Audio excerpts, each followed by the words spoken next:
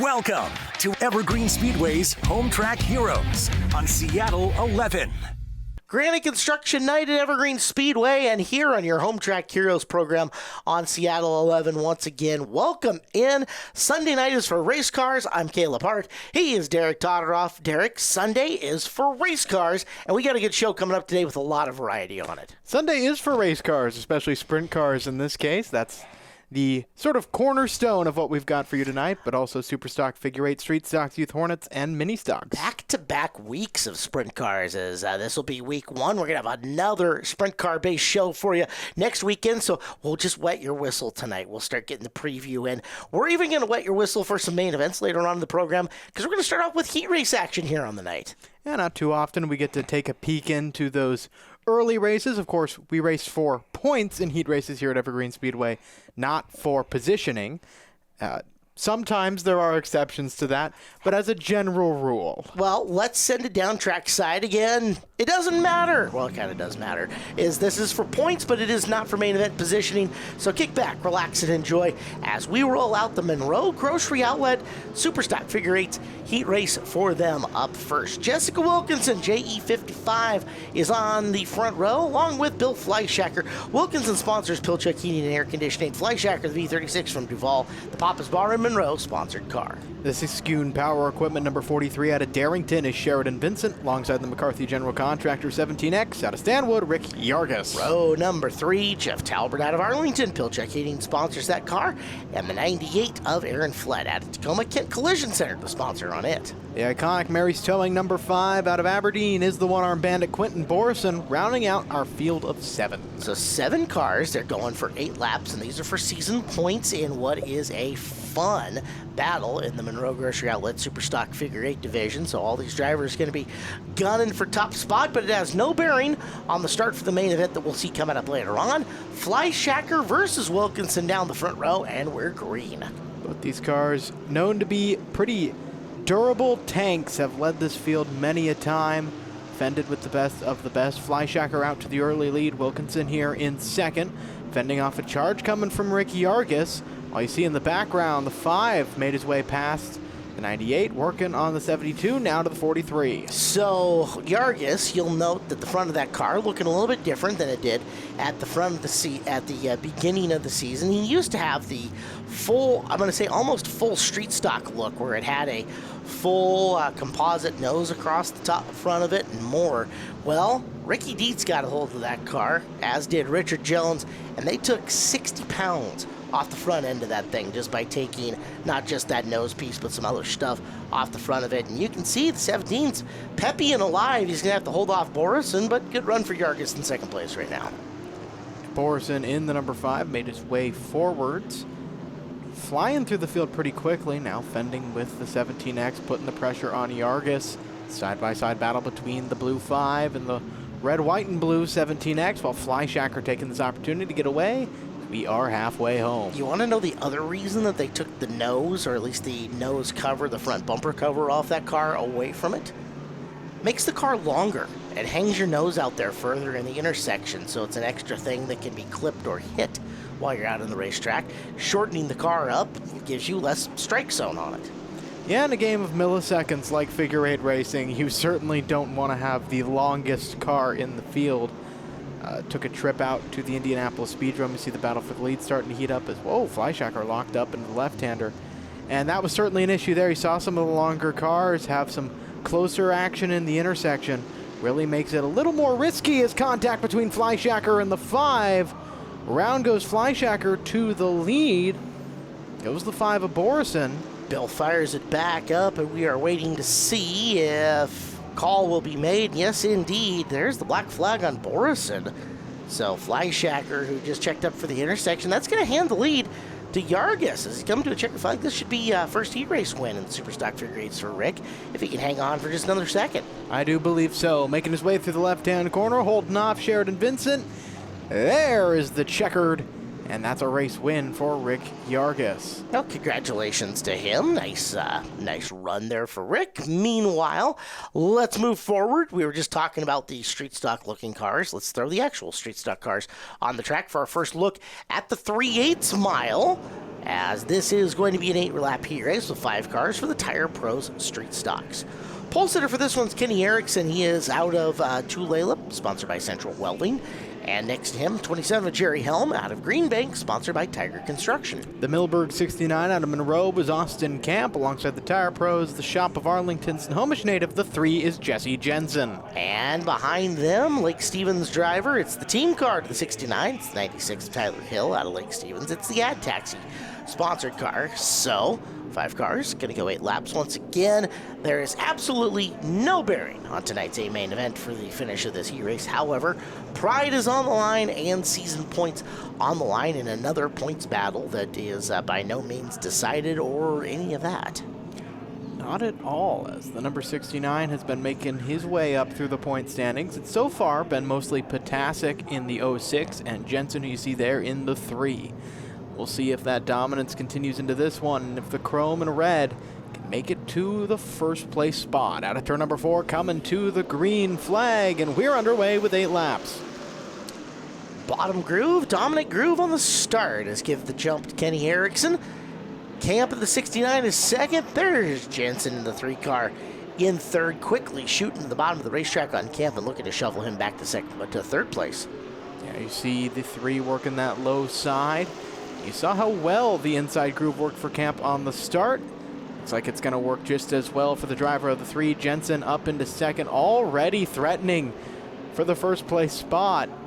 Bumper right to the rear of Erickson. No contact, but you still see Erickson get a little loose on the exit of 4. Erickson really squaring that corner off and trying to keep that bottom defended as you see Jensen loop around the middle, take a run at the top. Let's see if he can dive bomb the bottom. It'll actually be Erickson dive bombing the low side. Jesse can keep his foot in the throttle, roll through the middle groove. He'll make the bid for the lead on the outside going into turn number 1. It's a bold move. It's a risky strategy as well for the 3, up in that middle groove in between the 2 dotted white lines through 1 and 2. Off the corner with that run, gonna finally clear the 22, maybe not quite, into turn number 3. Looks like he's got the advantage. We'll see what happens when they come to the line, and yes sir, advantage is there. Jensen's got the lead, and not a bunch of laps left to go in this one, as it's Jensen, Erickson, Camp, and then Jerry Helm having a pretty good race in the 4th spot in car number 27. Yeah, 3 making the way out of the corner. See how 2nd through 4th starting to bunch up together. Could see some action there. It's a point per position in these ones.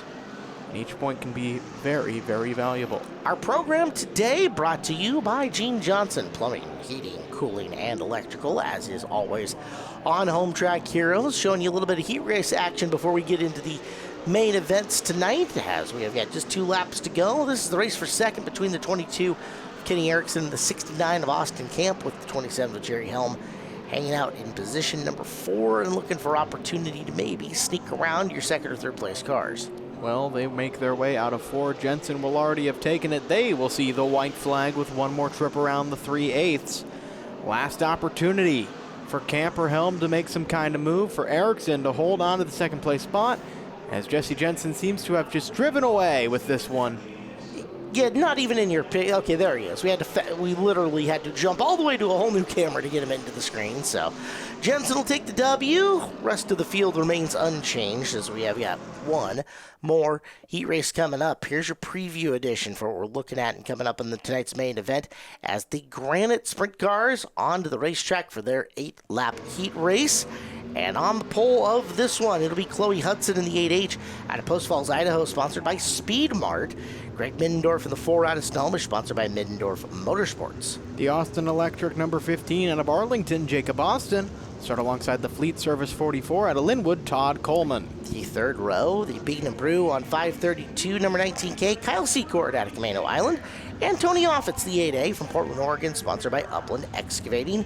Final starter, that is the veteran Marty Rossler. Rossler in the 79 out of Burien. He's got his name on some t-shirts here around the Pacific Northwest. So there's your 7 cars. Brand new car for him. Indeed. Not necessarily new car, but different car owner with the Rossler engine in it. So Marty plunked the motor and plunked it into the different ownership package, and we'll see how that thing ends up for him. Hudson and Middendorf, your front row. Austin and Coleman certainly in pounce position, should it become necessary. through turn number 3, working their way nice and slow, keeping it all close together. Out of turn number 4, they will see the green, and we are underway. It's a good mix of drivers that we're familiar with and some new names, new places coming out here. Middendorf, that's a guy who's led a lot of laps in a sprint car right over here in Speedway. Jumps out to the early lead. Middendorf 1. And Jake Austin sitting in position number 2. Drags to the bottom of the racetrack, rolling forward. Todd Coleman in the 3rd spot in the 44. Yeah, Middendorf, Austin, Coleman right now. Coleman, the winner at the top of the season, early on, taking home a victory. For these drivers, man, especially considering that their race will go off last in the program. It'll be deep, dark at night. The track will be in its coolest condition of the day. You're really just out here testing and tuning right now. Again, these are season points, yes, but right now, okay, I'm going to try something a little bit different with my shock. This is a good time to go give it a run and see what ends up happening, as nothing as far as your air pressures or track temperature conditions are going to translate across to later on in this program. Yeah, you just want to feel out the car, make sure it's good to go, ready for the 30-lapper at the end of the night. With Austin, you see, starting to close in on Middendorf, perhaps threaten for that first place spot with 3 to go. Austin looking really strong sitting in 2nd place right now. See if he can make the move on Middendorf. Of course, later on tonight, he will have an abundance of more laps to do that with, as right now we're just down to 2 to go. They go awfully quick when you're clipping off laps as fast as the sprint cars run. Your top 3 right now continuing to pull away from the field. They will see the white when they make it back. Greg Middendorf, one more trip around the 3/8. Todd Coleman closing in on the battle in 1st and 2nd, as well as that whole field just contracting up quite nicely. They'll roll down the back straightaway for the final time. Austin thought about the middle for a second, didn't push her any extra hard, and will follow Middendorf to the line, who will take the win over Austin and Coleman. So that'll do it. Our previews are done. The heat races are all finished, finito, Dunsky, whatever you want to call them. As let's move forward. First up on the program for main events is going to be the Nelson Motorsports Youth Hornets. Been a fun class of cars this year, and they're coming up first to roll around on the 5th mile around the inside of the racetrack. Your field will look like this. Lila Mashburn's your pole sitter, the 31 out of Marysville, the General Car Wash car. And the 65 is Bryson Wingfield out of Monroe, sponsored by Papa Tony Hill. The Resch Printing 35J out of Maltby's Hawk Jenkins. The car's custom auto repair specialist. Out of Bellevue, the number 11 is Keegan Mooney. Road number 3 is our most recent feature winner, the DL Enterprises 23 of Alexis Tubbs out of Monroe. And next to Alexis, the 01 of Tanner Bjornson out of Arlington, the Misfit Motorsports car. The Odell Homes number 41 out of Monroe is Jackson Golden. Alongside the Weatherite Roofing number 32 out of Snohomish, Sawyer Holden. So we will go 8 cars, again, around the 5th mile oval here for however many laps they end up going. Bjornson has been the dominant car in the division. He is outside row number 3. Tubbs picked up her first feature win the last time the Youth Hornets were here on Home Track Heroes. So we have got green flag action underway. Lila Mashburn in the 31, Bryson Wingfield the 65, and he gets some... got some gangster lean in there on the turn number 1 on Wingfield. He had to float up the racetrack a little ways. Just about everyone having contact, flying around the speedway right now. Contact between 35J and the 01. The 11 tagged as well, but that's not going to affect Mooney. He's going to go to the lead. Mashburn, Tubbs, and Jenkins all involved there with some more contact into turn number 1. Yeah, Hawk Jenkins is literally hitting everything that moves here so far. Oh, and there goes the 65 and the 41. Golden and Wingfield involved in that one. Well, let's take a look and see what happens, as it was a very physical first few laps in this 20-lap A main event. Oh, yeah, they're going to try to go 3 wide where 3 wide doesn't belong. We'll come back. More of the Nelson Motorsports Youth Hornet main event coming up next here on Home Track Heroes. Welcome back here to Home Track Heroes on Seattle 11. He's Derek Todoroff. I am Caleb Hart, and we are just 1 lap into the Nelson Motorsports Youth Hornet A main event. We'll have a single file restart coming up here with 19 to go. Our program brought to you by Gene Johnson Plumbing, Heating, Cooling, and Electrical. Derek, as we take the green flag, the Youth Hornets back up and at it. Yeah, quite notably, because the caution was not brought out by Mashburn despite spinning in that incident in turn 1. Lap number 2, Mashburn regains the position. Is now Jenkins side by side with Bjornsson. Mooney trying to find a way through on the inside of Mashburn. There's Keegan Mooney making the bid to the bottom, and Mooney ahead of Lila will make the pass, with Bjornsson following him through, and Bjornsson sticking a nose down in on the low side as well, looking to advance once again. These drivers are Youth Hornet Division. No points on the year. No season championship at all. 12 to 14-year-olds out there rolling around the racetrack. Kind of makes the division exactly what we intended to be, an entry, get your feet wet kind of class. Oh, you just see the 35J of Hawk Jenkins, the shot to the back of Alexis Tubbs. We've seen quite a few different drivers come up through this one, ranging from drivers like Haley Constance, who go on to race Prolates, to drivers like Devin Jenkins or Riley Riddell, who are currently running Stingerades. Right into the point where the logical move up when you turn 14 is to start running the Hornet division, which you see a bunch of them do that right away. But like you said, a couple others of them will go straight into a bigger car or a more complex division of racing, like Stingers, etc. Yeah, and some drivers do find success in that Hornet division. I'd point out Diesel Snyder, former driver in the Youth Hornet class, recently got his first win as a PRCBD Hornet. Feature winner on the season as well. Yep. So, well done by him. We're watching a pretty good battle for your lead here.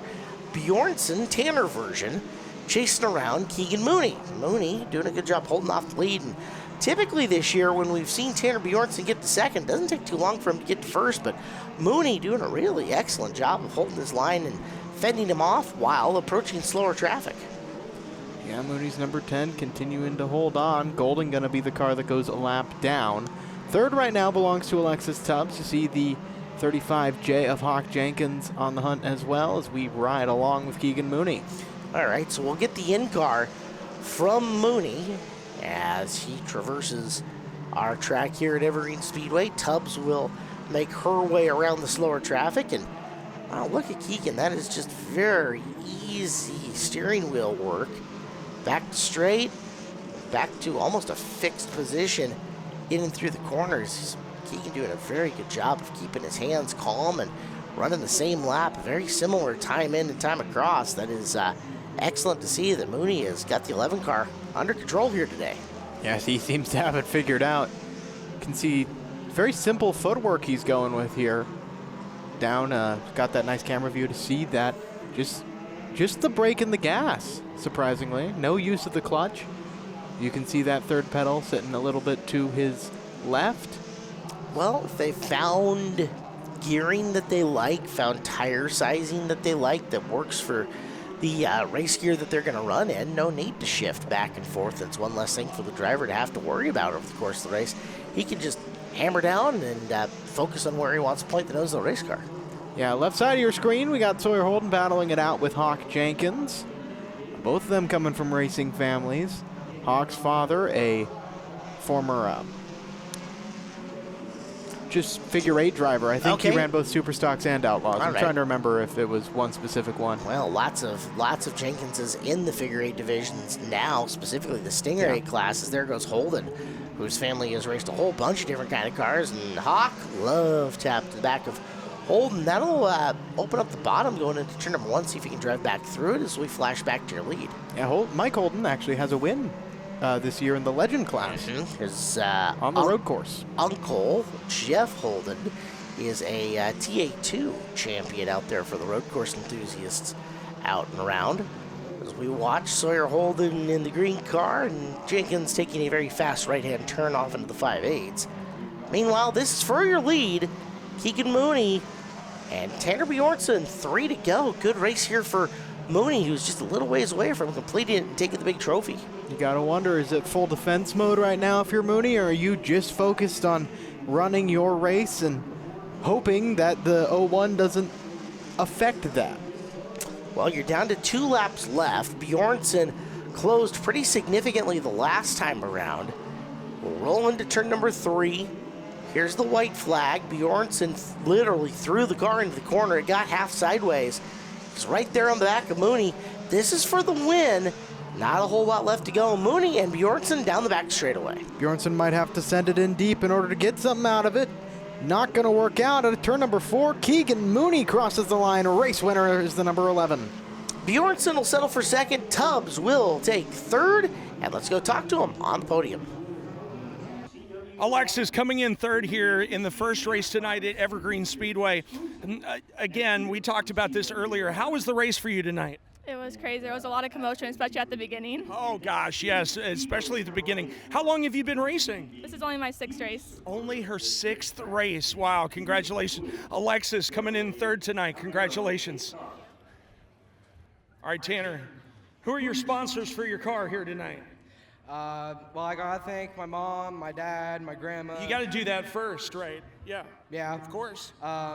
Y-Side Steel, Stilly Auto Parts, Bees Fab and Tuning, Olympic Embroidery, and everyone that came out here today to watch, and my YouTube channel, Misfit Motorsports. Oh, hey, how about that? I mean, we're all doing channels these days, aren't we?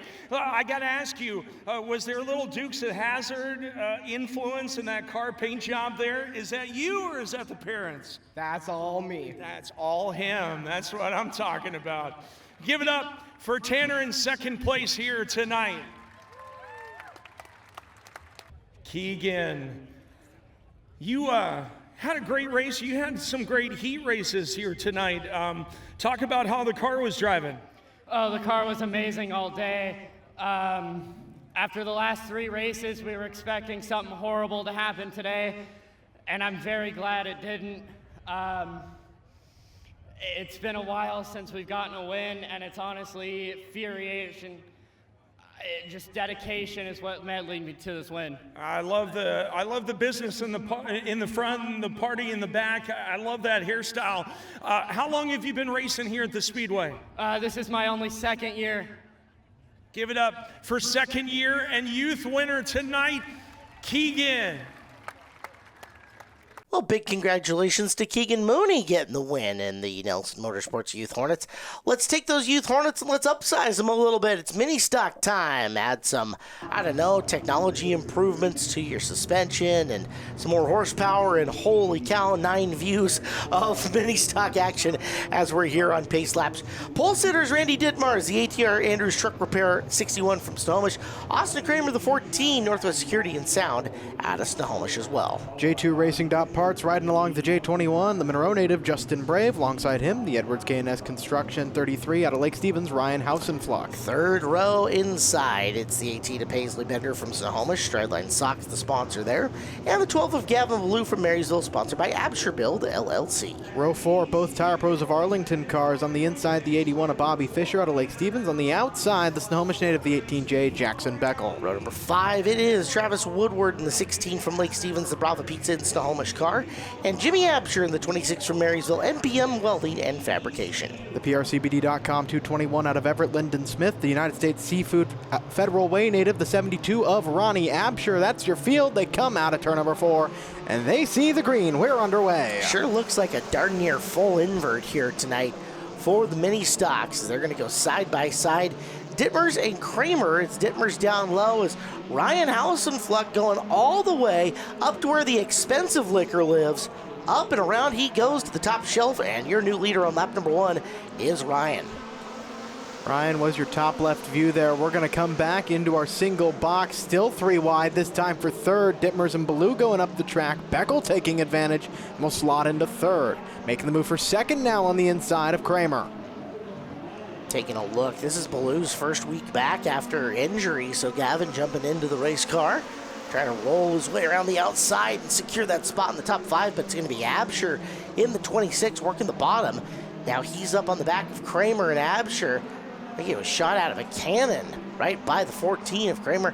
He'll move into the top 3 and go on the hunt for 2nd and 1st. Yeah, you saw Ronnie Absher, unfortunately, on the backstretch pulling into the pit area. But Jimmy, for now, going to take advantage. Sitting here in 3rd, sizing up the points leader coming into the 9th, the 18J of Jackson Beckel. They're both pursuing the 2022 Evergreen Speedway Hornet champion of Ryan Hausenflock. What a great rookie season it's been for Jackson Beckel here in the BECU mini stocks, as he has been up there in competition for race wins every night this year. Beckel shoots to the inside of Ryan Hausenfluck. He's got a lane on him. Can Hausenfluck hold him off? Beckel low. Ryan's going to have it barely at the line and going to try to bring Absher through on the bottom, as it looks like we're going to have a lead change down the back straightaway. Yeah, Jackson Beckel goes to the lead, at least for now. We see Ryan goes all the way to the top, almost to the dirt, down the backstretch. Jimmy Absher working that low side against the 33 out of the corner. It is Beckel, Absher, and Hausenfluck. Battle for the lead is on now, as Absher right up on the back of Beckel and looking for room to get by him. Jimmy Absher fast, darts down to the bottom of the racetrack, threads the needle through in turn number 3, and Absher will take the lead over just 7 laps into this. Absher, Beckel, House, your top 3 right now. If you see riding along with Lyndon Smith, the right side of your screen, Bobby Fischer, Travis Woodward, and Lyndon all coming to threaten for your top 3. Wow, there's Woodward to the inside of Fischer, trying to take advantage. That's a good battle a little bit further back in the field for position, as fast guys are coming. There is no mercy being shown between them. Woodward down to the bottom. Fischer up in the middle groove and give the spot to Woodward, at least for now, as they come up on Hausenfluck to try to put him a lap down. Ooh, Smith put the nose in there on the inside of the 81. I think Bobby Fischer thought he had a clear low lane. Not the case. It's Lyndon Smith going to make it 3 wide here in the battle for 4th. That we have seen drivers on the bottom and the middle lose out in this scenario a couple of times. This time it ends up working out nicely for Lyndon Smith, who moves by incident free, and now Fischer can drop that car down an extra groove and try to clear Hausenfluck for the spot. He will do so going into turn number 1. Defending mini stock champion now chasing down his runner-up, as Woodward running 3rd, Smith in 4th. All while it is Bobby Fischer and Ryan Hausenfluck, 2 former Hornet drivers, running 5 and 6. This segment on Home Track Heroes brought to you by Boeing Employee Credit Union, BECU. Boeing Employee Credit Union believes in people over profit. BECU, altogether different. BECU, proud sponsor of the mini stock class. You see how much the 221 is reeled in the 16. It was a duel between the 2 of them all through last year. Now Smith just keeping the bumper right there, waiting for an opportunity, any sort of slip up to try and make a move against Woodward. Woodward, ever the consummate professional, rarely gives up the bottom of the racetrack without a dogfight. So he's forcing Smith to use up every inch of this racetrack and looking for space in and around him. So far, the underneath portion of that, there's been no room down low. Trying to bait Smith and try to go in around the outside, and when he does, see if Woodward can add a little bit of space between the 2. You see Smith still looking low. They've reeled in Jackson Beckel's 18J, but you see at the edge of the shot on the right side, Jimmy Absher is pulling away from him. Jimmy Absher doing good work today in the 26 car. There is Smith, another run down low on Woodward. Woodward this time couldn't get the car low enough. Lyndon Smith got to shuffle up and forward, another position in the 221. And we are at the halfway mark right there, 15 down, 15 to go. Smith now chasing down his teammate, the 18J, as Randy Dittmers, the 61, the car currently being lapped, is, oh, smoke coming out of the 221. Oh, bad timing. It always runs best before it breaks, and that may just be what happened on Lyndon Smith. That's the left front tire appears to have broken. There's sparks coming off of it. I don't think that's any sort of engine failure. I think that's a mechanical failure. I mean, could very easily be a number of different things going on there. So Smith gets off racetrack. We've got 17 to go, and Jimmy Absher is hunting for win number 1 here on the year in the BECU mini stocks. And boy, there is no one close to him to even put that in doubt at the moment. Look how far back your next closest car is. Yeah, there's a lapped car between Beckel and Absher. Woodward, the 3rd place car right now, then Fischer, then Hausenfluck. But look at the dominance we've seen from this 22 car today. It's been an up and down season for Jimmy Absher. Full transparency for the driver, the number 26. So you know he's feeling good right now, but taking nothing for granted out front. Yeah, looking awfully good. He's listening. He's hearing every little rattle of every bolt at this point in time going, did I nut and bolt check that? Is it torque spec right? I hope it sure is. As there's the race. That is Jackson Beckel clearing teammate Paisley Bender, who is a lap down.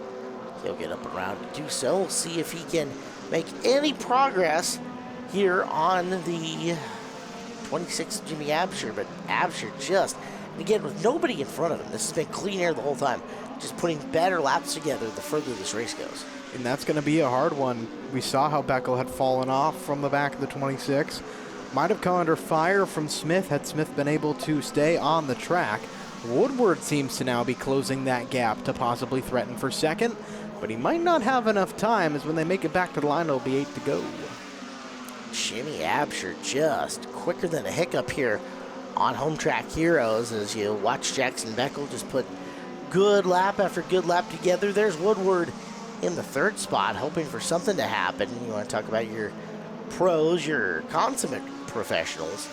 Watch how Woodward attacks this racetrack, low through the corners, picking up the apex, high on the straightaways, and up to the flag stand. Longtime veteran of mini stock competition over the years here at Evergreen Speedway. Woodward knows this track very well. He's chasing down someone who might not as well know it. Jackson Beckel, a Stinger 8 champion, a 3-year Stinger 8 veteran, currently running away from Woodward. Doing a good job is Jackson Beckel. The guy doing the best job, though, Jimmy Absher, out in front on the left side of your screen. In the time that I've been around Evergreen Speedway, I don't remember Jimmy grabbing a mini stock win. Do you? I think I've seen it a couple of times before in that number 26. Not recently, Not though. recently. These past 2 years, like I mentioned, have been real up and down for Jimmy. But he's the class of the field right now. Yeah. Running away from the most recent race winner, and then Travis Woodward's runner-up in points last year, multi-time winner, and Bobby Fischer, multi-time winner this year. So continuing to string just excellent laps together. Closest battle on the tracks for second and third. That's the one you're watching through the Brandy Hood Promotions in-car camera of Travis Woodward.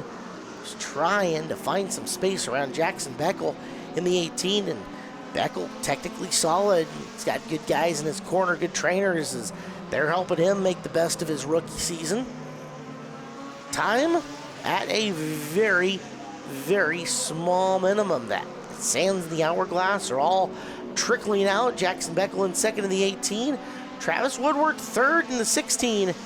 But as we're going to get a look here in just a couple of seconds, Jimmy Absher is untouchable right now and driving to the white flag. Look at that gap between him and second place Jackson Beckel. Absher's taken the white, one more trip. Down the backstretch by this point, you just saw how big that gap was through turn number 3. Exiting off of turn number 4, Jimmy Absher, his first time this season, is gonna be a mini stock winner. Congrats to the Wild Man. Big win for him. We will come back with more. You are tuned in to your favorite show Sunday night here on Seattle 11. This is Home Track Heroes. Travis, where are you racing out of? Where's hometown? Lake Stevens. Lake Stevens. What are your sponsors of your vehicle? I got Bravo Pizza, I got Dick's Tire House, Alberti Fabrication, Simon & Son Towings, SRB Transportation. I know I'm forgetting. Oh, Snow King Tools. So glad to be up here. Give it up for third place, number 16, Travis Woodward. Thank you. Jackson, where are you racing out of? Who is this right here? That's my nephew. All right, we'll have the nephew up here as well. Where are you racing out of? Snohomish. Snohomish. All right, so is the sponsors of your vehicle? Tire Pros Arlington, they're a big help this year. Dave and John, they've really helped me throughout the weeks with the motor swaps, everything. PRCBD for sure. Joe's, PTM. My dad, Sierra, Jordan, everyone that just came out. Good job, Jimmy. He needed this one. How long have you been racing out here at the Speedway? Oh, since I was probably 13, 14. All right, so how many years is that? Do the math. 5. 5 years. Give it up for second place, number 18, Jackson Beckel. Jimmy Absher, you had a pretty fast car out here, huh? Well, this thing. It's the first race I finished this year. Oh, wow. Give it up for Jimmy in the first race he finished this year. Yeah. So tell me about all the kids that were up here. So that's my oldest daughter, Peyton, my youngest daughter, my grandson, and Meadow's best friend, my trophy girls. So you are teaching some generational racing out here tonight, aren't you? Yeah, some evergreen legends coming up. All right, so tell me about the race. The Cliff Notes version, you had such a fast car in the heats, we just couldn't stop talking about it up in the booth. What led to that tonight? Well, that's literally a brand new motor. I drove to Illinois and picked it up because I blew the last one up. We just tuned it this week, and we had a little fine tuning going on out here in the pits, and we just went for it. And the crazy thing is, on lap 29, coming across the start-finish line, I broke my front axle, and I pretty much just coasted all the way around for the win. Oh my goodness, wow. Give it up for the BECU mini stock champion tonight, number 26, Jimmy Absher. Look how happy he was. Congratulations, Jimmy Absher. He was happier than Derek Todoroff watching a figure 8 race. We're ready to see the PRCBD Hornets coming up next. What? You're happy watching figure 8s like that? I'm just not sure if he's happier than I am when I'm watching figure 8s. He could be. It is time to get these guys up and going. 20 cars scheduled 30 times around. It sounds like we are going to Das Boot for your lineup. It is Tegan Bjornsson on the pole in the 59, sponsored by Misfit Motorsports. He's from Arlington. And Donna Gillespie, the 024, originally out of Salem, Oregon. Now the Trees Service Cross Removal number 5 out of Arlington is Carly Gosler. The True Line Wheel and Frame of Seattle, Snohomish native, the 101 is Brian McNamara. Row number 3, Michael Turner, the 022, also originally from Salem. And the 08, Bobby Hauk, out of Snohomish, sponsored by Snow Valley Farms. The Duval native, the 42 of Dempsey Graham, alongside Andrew Zachary in the 39Z. Row number 5, Lucas Hausenfluck from Lake Stevens in the Cornerstone Homes car. And the 17S of Gino Solomon from North Bend, sponsored by Valley Asphalt. Out of Snohomish, the Snoqualmie Casino 45, Trinity Reppin, alongside the Arlington native, the Olympia Pizza 30 of Pat Folger. Row behind them, it's the 15 of Matt Snyder from Snohomish, sponsored by Handy in the Valley. Outside of him, 77 of Christian Miller from Everett, sponsored by Turbo Espresso. Marysville native of the 19 is Scarlett Fisher, alongside the Exterior Wall Systems 00 out of Everett, Dan Miller. Feature winner on the year, the 717 of Diesel Snyder out of Cle Elum, sponsored by Valley Asphalt. 21L of Dustin Lytle out of Marysville, sponsored by the Gutter Installer. Homeland Security 25 out of Arlington, Stephen Dodson, alongside the Hibbs Automotive number 1, your defending champion, Zach Bristol. Bristol starting dead last. Let's see how it goes. Oh, they're 4 wide. They're 4 wide. Oh, sir, you got to be careful about parking there. They all make it through as Bjornsson already kind of putting on a smoke show for us. And just like that, we're going to do it all again. So 4 wide and clean through the corners, and apparently we'll have to give it a second shot. It's okay. It happens. Yeah, sometimes mistakes happen. This time, gonna try and keep them even when they roll through the corner. Bjornsson and Gillespie out front.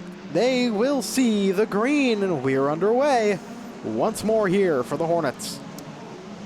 Home Track Heroes brought to you by Gene Johnson Plumbing, Heating, Cooling, and Electrical. And the action's hot already in the Hornets because they tried going 4 wide again. Coming off that turn now, watch that pinch down into the narrow boot section of the track. That transition, and oh yeah, whoa. There was 6 cars going for 1 spot, and that is highly ineffective. Matt Snyder, Scarlett Fisher, Stephen Dodson, Dustin Lytle, Trinity Reppin, all involved. And it's Dodson with that hood kind of popped up and in the air in the 25 car that you saw. Here's Reppin. And Reppin, oh yeah, nope, didn't quite get wide enough to get around the tire stack. And now watch everything that happens in behind because of it. Oh yeah. For Lytle, that happened awfully quick. Can somebody please get that guy some driving gloves? There you go. See, Scarlett Fisher's got the right idea. She's got the driving gloves on and right in behind, and expected Fisher Snyder. up in the air. Yeah, had expected Snyder to just keep going, and let's watch the damage to the Dodson car. It's going to happen awfully quick. Bang! Just like that. Wow, oh, we took the number off of Lytle's car. Quite literally, swipe the number? Yeah, we can see it when it comes on through. See that panel fly up? That is the number off of the door of the 21L. Oh, yeah, rip the door panel off. Wow. So that's quite the stack up, one of the risks of the boot down the access road, but a lot of competitive cars tore up in that one. All right, so that'll thin the field in some places and give us a 2x2 restart coming after him. Bjornsson smoking up a storm, still right next to the 024 of Gillespie as we roll the green flag action once again. Yeah, it looks like Trinity Reppin survived to keep running in this one. Bjornson and Gillespie lead them once more into turn number 1. They're still 3 wide in the battle for third. They have not learned any lessons so far. At least they're not 4 wide because they were trying that a couple of times. I'm sure they would continue if they could. We're 3 wide in multiple places now. Gillespie almost goes off the track. Cuts back down. It's still the 2 of them battling for the lead. It's still incredibly chaotic behind them. Bjornson. Oh, up into the wall goes the 42. Okay, so 42 of Graham smacks the fence, pulls off. They're still 3 wide all over the place here. Bjornson is your early race leader over Gillespie, who is hot in pursuit in second. And then third is Carly Gosler in 5 car, trying to hang on to that with everybody looking at the back of her car and saying, I want that spot and I want it now. Here comes the 101 of McNamara on the hunt for Gosler. Real loose to the corner, going to give an opportunity for Hauk and Turner to go by. Hauk makes the pass on Gosler as well, heading into the access road, and we're almost 4 wide once again. Wow, look out, brake check, coming into the sharp left-hand turn, and everybody survives it. I actually think it's Dan Miller's 00, who's the big mover from the back of the field here. Early, I just saw Miller almost up to the 6th position. I don't know, right behind him is Zach Bristol.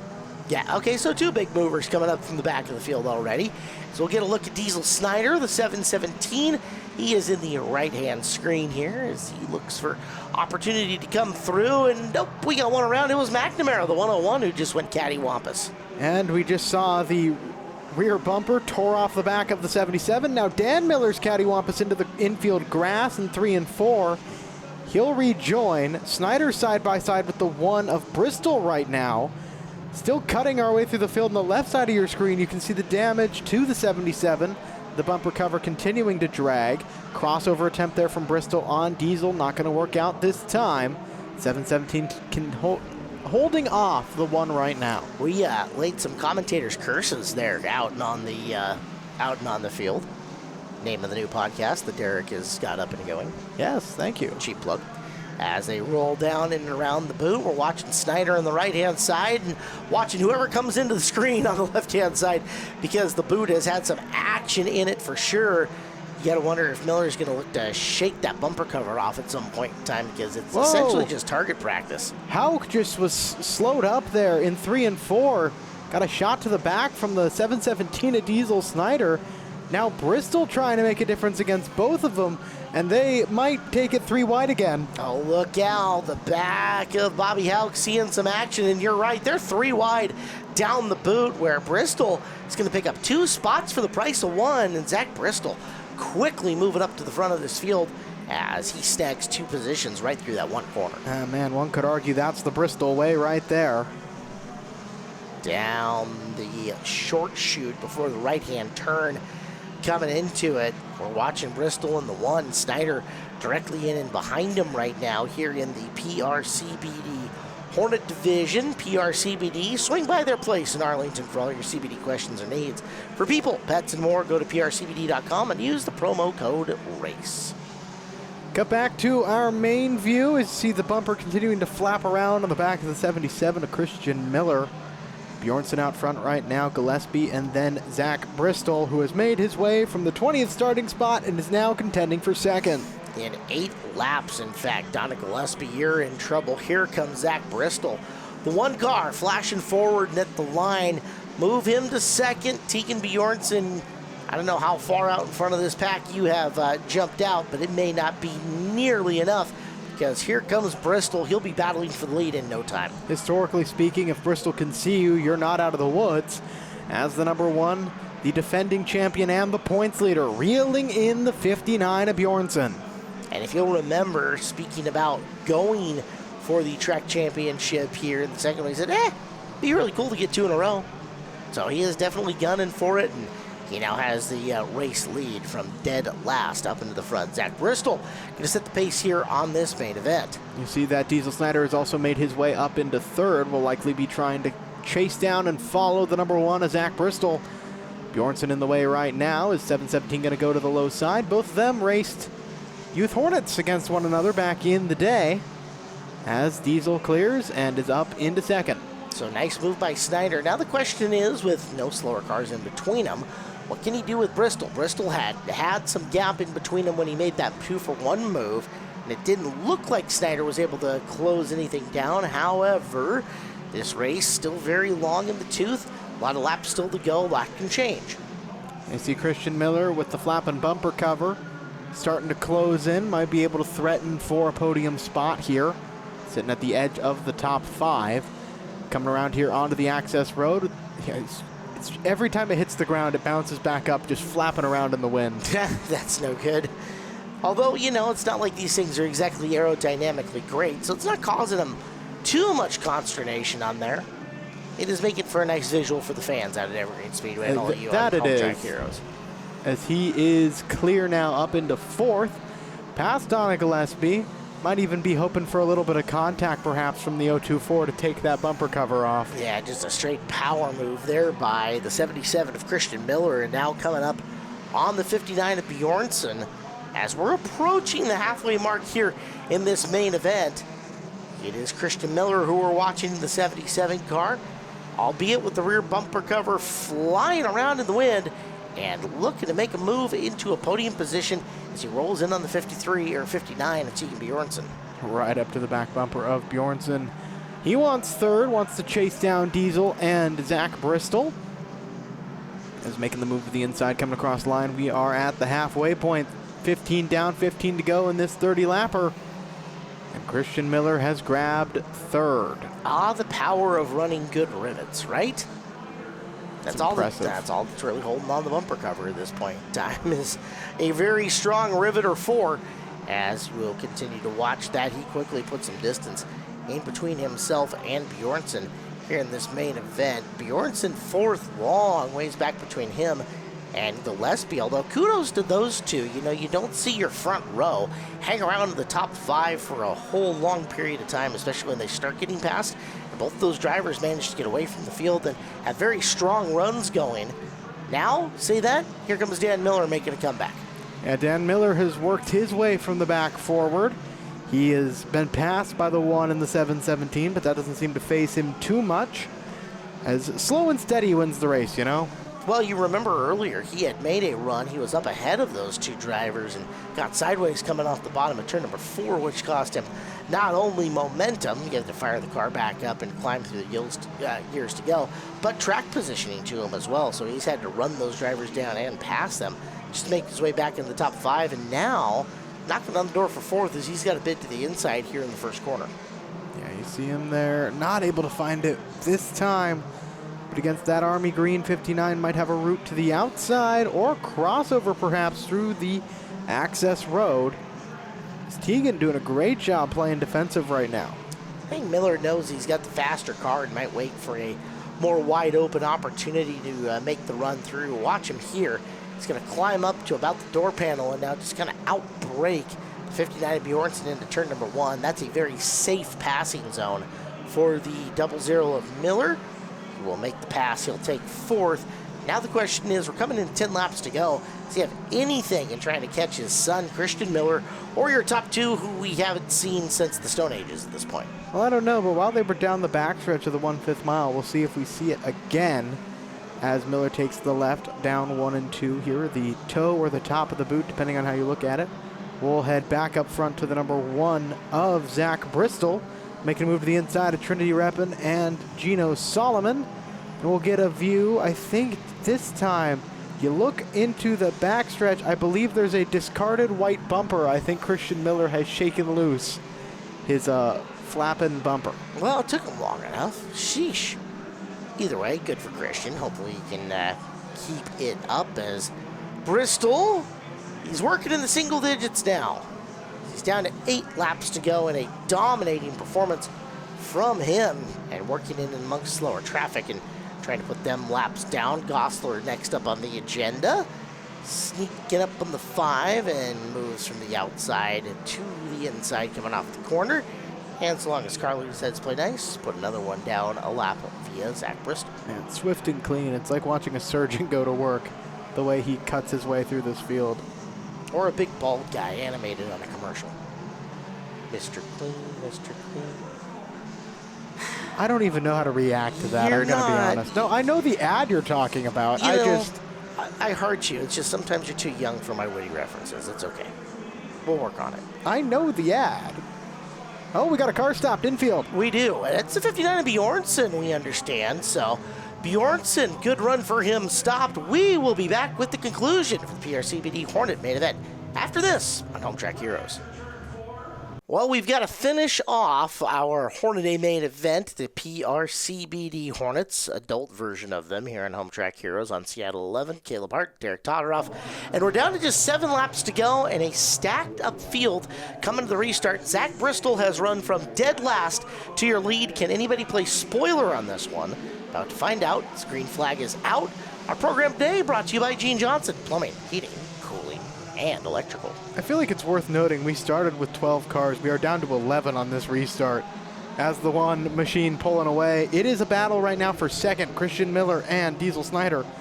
Snyder clear for now. Miller goes up the track. Side by side between Gillespie and Dan Miller in what is the battle for fourth. When you say goes up the track, Christian Miller darn near wheels off the racetrack in turn 3 before he recovered there. And a nice job by Gillespie retaking position over Dan Miller. Miller got to get the prop plane wound back up so he can try to roll forward. As before the break, he was trying to run down his kid, Christian 77, and now Christian's right up in the back of Diesel Snyder, and Miller trying to get around Gillespie for position number 4. He's got a line to the inside as they roll down the front straightaway. Can Dan make the pass? Well, we won't know because the camera took a look at that good battle for second that's going on with Christian Miller all over Diesel Snyder. Yeah, Snyder going to go up the track just that little bit to open door, and now Dan Miller is burning it down the access road. We cut back to the battle for second. Christian, his son, will capitalize up into second. Dan loses 4 spots, it looks like, and Diesel Snyder falls to third. And you wonder, because Michael Turner in the 022 picked off Donna Gillespie in the exchange at the same time. You wonder if there was contact that we missed that allowed the 022 to not only send Miller running, but get by Gillespie at the same time. Gino Solomon and Lucas Hausenfluck making the move down to the low side on Gillespie as they come in through the corner with just 3 laps to go. As those guys trying to bid for a top 5 finish. Looking at that hood of Donna Gillespie, I'm inclined to say there might have been some contact. We saw it flapping in the wind, much like Christian Miller's bumper last time through the access road, but also just how crunched up it is. Contact between her and the 03 of Lucas Hausenfluck. As now the 00 waiting for an opportunity to get by. And Michael Turner slow on 3 and 4. Might have missed a shift, I'm not sure. It looks like he's getting back up to speed, so it might have just been that, as we've got 2 to go. Yeah, he has plenty of opportunity to pull off and go, as Donna Gillespie is using all that front bumper and more, trying to come through. Trinity Rapid taking advantage and picking up some spots. So we're down to 1 to go here in what's been a interesting last couple of laps of this race. You just saw the gap there between 3rd and 4th. There is a large stretch of racetrack between Diesel Snyder and your next few drivers, but through turn number 3 and exiting off of turn number 4, Zach Bristol continues a dominant season. Checkered in the air for Zach. He'll take the W over Christian Miller and Diesel Snyder. Now you got time to bust out the phone book and start reading through at least the A's. Albert, Allen, Amanda. Okay, now the rest of the field finishes off. Checkered flag out. Let's talk to your top 3 of the Angel of the Winds Casino Resort podium. Diesel, where are you racing out of? What's your hometown? Basically Monroe, Cle Elum.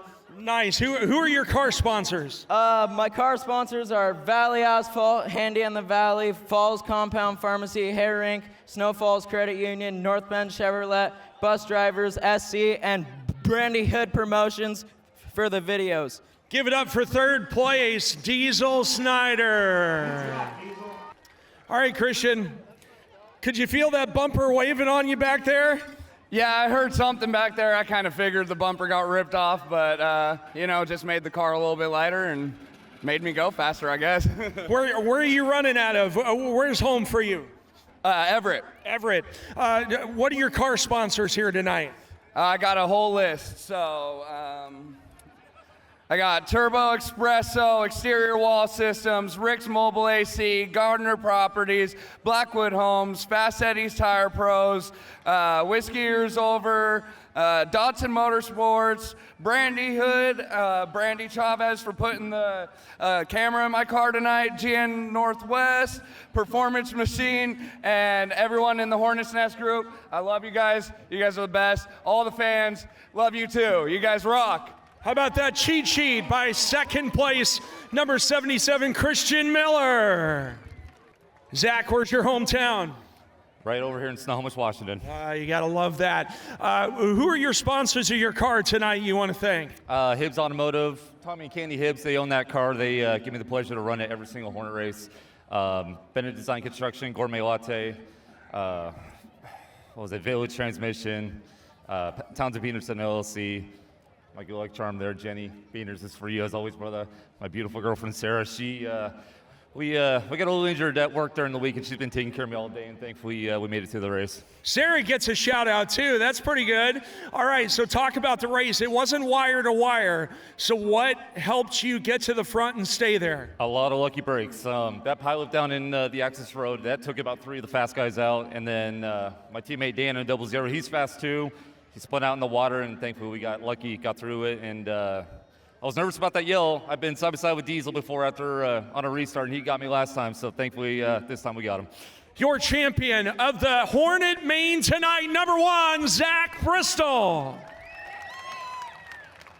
Zach Bristol having a clear, I don't know what to do with my hands moment in victory lane there as he tried to figure out which trophy to pick up or to put the flag down or whatever that was. Zach, you've been there enough. I think we call that a Jake Reppin moment. Get a hold of yourself, Zach. My goodness. Congrats on the win. As we move forward, it is time for the Monroe Grocery Outlet Superstock Figure 8s 30 times around the Figure 8 track here at Evergreen Speedway with Bill Fleischacker out of Duval on the pole in the V36, sponsored by Papa's Bar in Monroe, and Captain Chaos, the 8 of Jacob Funk from Mill Creek, outside of him. Pilchuck Heating and Air Conditioning right along. The JE55 at Jessica Wilkinson out of Marysville. Allsolve Plumbing, 76S out of Everett, is Chris Southard. Our third row next to each other, the 17X of Rick Yargis from Stanwood, McCarthy General Contractor car. 88 of Guy Litz out of Bothell. Protocol Plumbing and Sewer sponsors him. Siskiyou and Power Equipment aboard the 43 out of Darrington. That's Sheridan Vincent. Winter Speed Shop of Burien is on the Linwood native, the 66 of Rick Jones. Row number 5, Aaron Flood from Tacoma, the Kent Collision Center, number 98. And Big Bird, Robert Weldon, car number 63 out of Arlington, sponsored by All Ply Roofing, LLC. The Pilchuck Heating 72 out of Arlington, Jeff Talbert, lines up alongside the Homegrown Hair Studio 45 out of Darrington of Chevy Vincent. And the final row out of Aberdeen, car number 5, Quentin Borison drives the Mary's Towing car. And Mackenzie Dietz out of Monroe in the 67, sponsored by PECU. So 30 times around, good field of cars once again, 14 starters here for our A main event. And Fleischacker and Funk from the pole getting ready to bring down what could be a really fun A main event here at Evergreen Speedway. Let's take a look at it. They'll make this slow circle in and around the left-hand turn, or the north pole if you prefer, as they start gassing her up and going to the right-hand turn. Fleischacker gets the jump on Funk, and we're green. Fleischacker comes to life, the captain here, slowing up that inside line. Opportunity for Jessica Wilkinson and the others behind her to try and find a way on through. Wilkinson clears here on the inside, maybe not quite into the left-hand corner, chasing down Bill Fleischacker. As washing up the track goes Funk. That's opportunity here as, whoa, contact, Funk and Litz. And there's a spin there, and up in the air goes the 66. He's going to stop the 66 of Jones in his track. Caution flag out. Will, lucky enough, looks like the Home Track Heroes crew got a couple of different looks at the replays. First from the Brandy Hood Promotions 45 of Chevy Vincent. That's part of the reason you put the big old cow catcher front bumpers on those things, is to take an impact like that. Second look, as straight around goes the 8 car from that corner, from the speed cam on the front straightaway. Second look at it, and the final shot will show us the final picture. Right from up top, around the corner, and Guy Litz, no mercy shall be shown, no quarter shall be given, as he helps the 8 of Funk around. So we'll get another look at this, a restart coming up here in just a second. Luckily, it doesn't look too serious, that incident. I'd expect to see, or at least hope to see, both cars back in the race.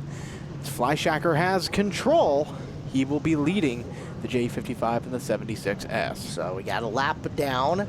Delaware style in behind your leader. Our segment brought to you by Monroe Grocery Outlet, your locally owned neighborhood grocery store. They offer name brand products, fresh produce, organics, wine, and more at 40 to 70% less than traditional grocery stores. Shop them first and save. Monroe Grocery Outlet, the proud sponsor of our Superstock Figure 8 class.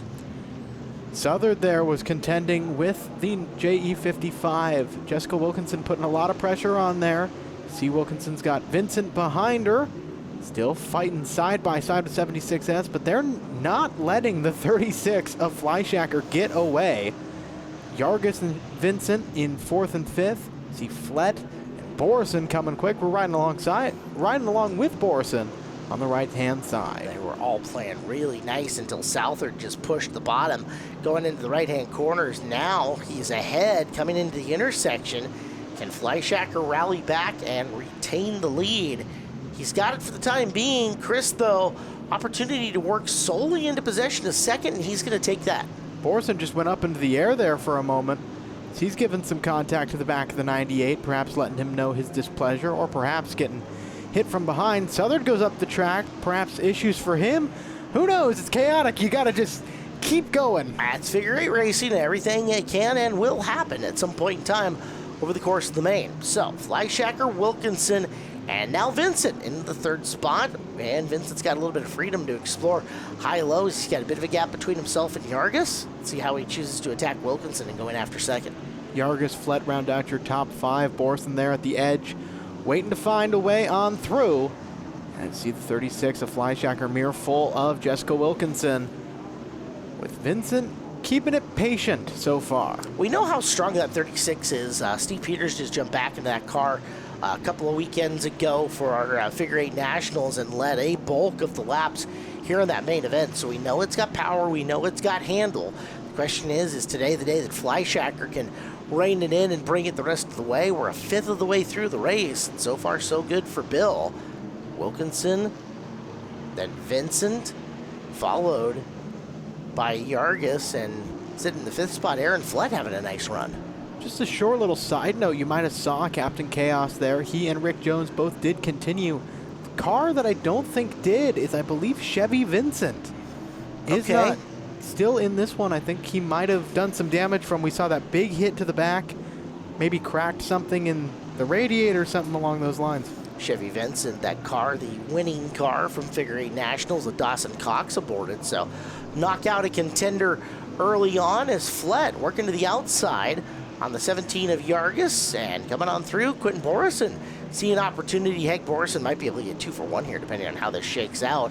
Although he's going to have to defend the inside. Southard coming back after him. This is crowded. Yeah, this has got potential to be very ugly for a couple of different drivers. Oh, around goes Funk right in front of him. Look out, Funk manages to not tag anybody, although he's sitting right out in the middle of the X. That is bad juju, and we are going to wave the caution for him.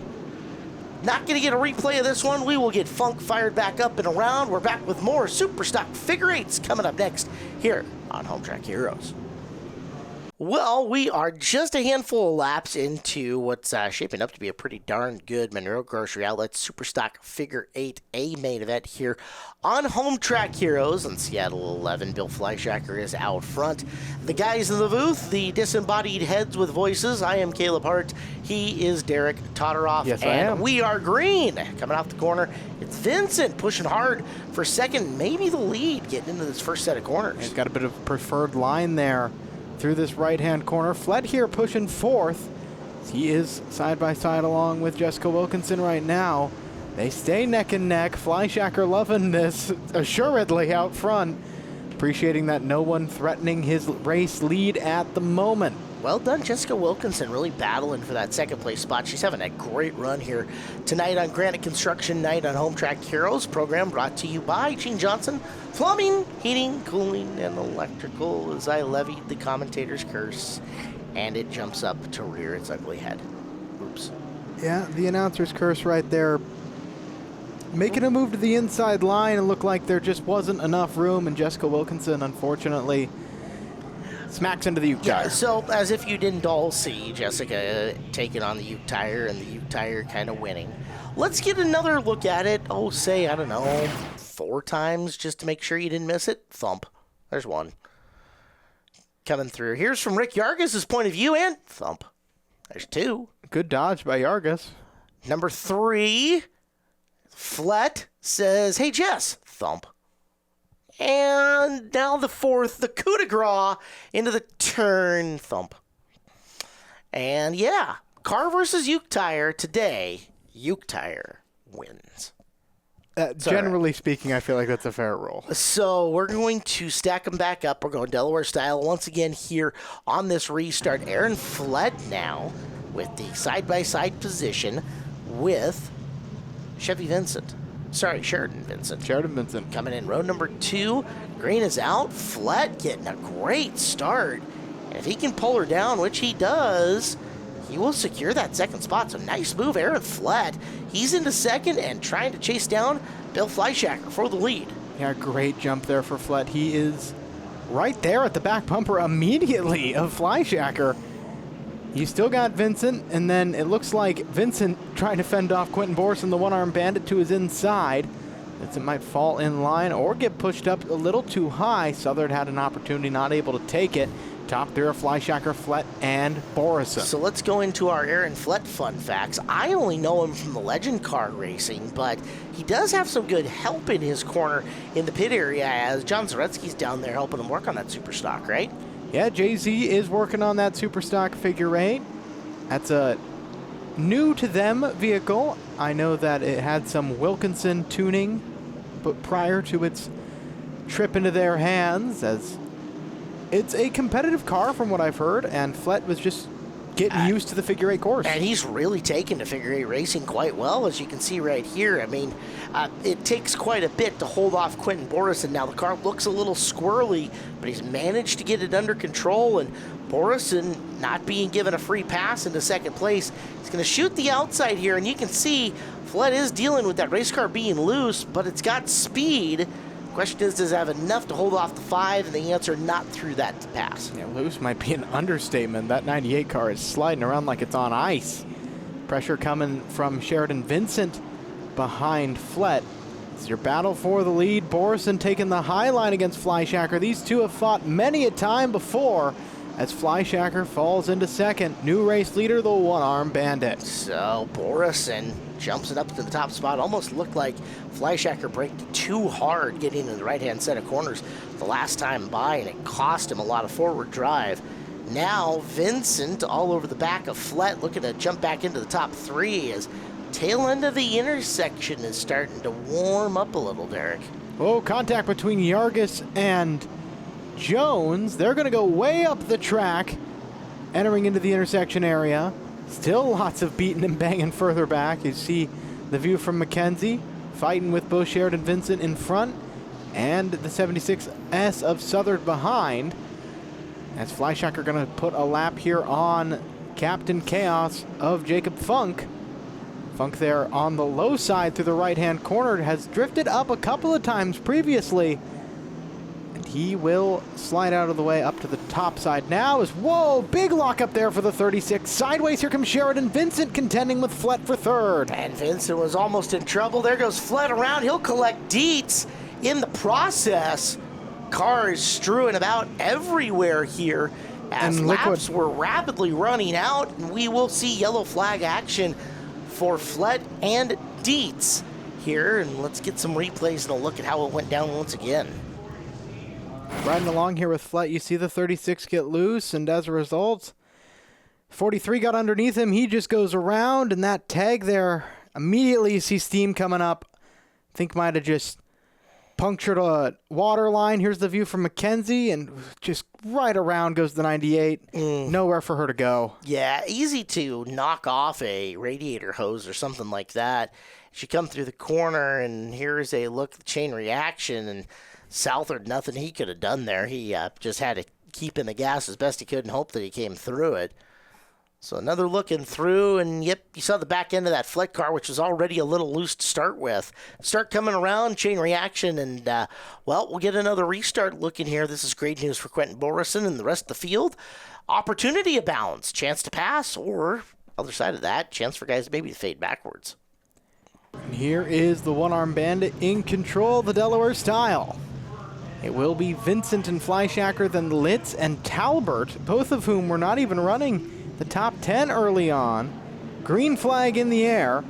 As, whoa, contact immediately between Fleischacker and Vincent. You saw smoke coming off of Fleischacker as the two of them make some more contact through the right-hand corner. Physical racing between those two. Fleischacker pushed to the outside lane and gonna fade a couple of spots here as you see the right front corner panel on the 88 of Litz flying in the air. Now Bill and Jones. Bill and Jones do Bill and Jones things. I think the left front of Bill Fleischacker might have gone down. He just wasn't able to turn there, and unfortunately just nabs the 66 of Rick Jones, and that'll bring the caution out. So let's get a couple of different views of this one as well.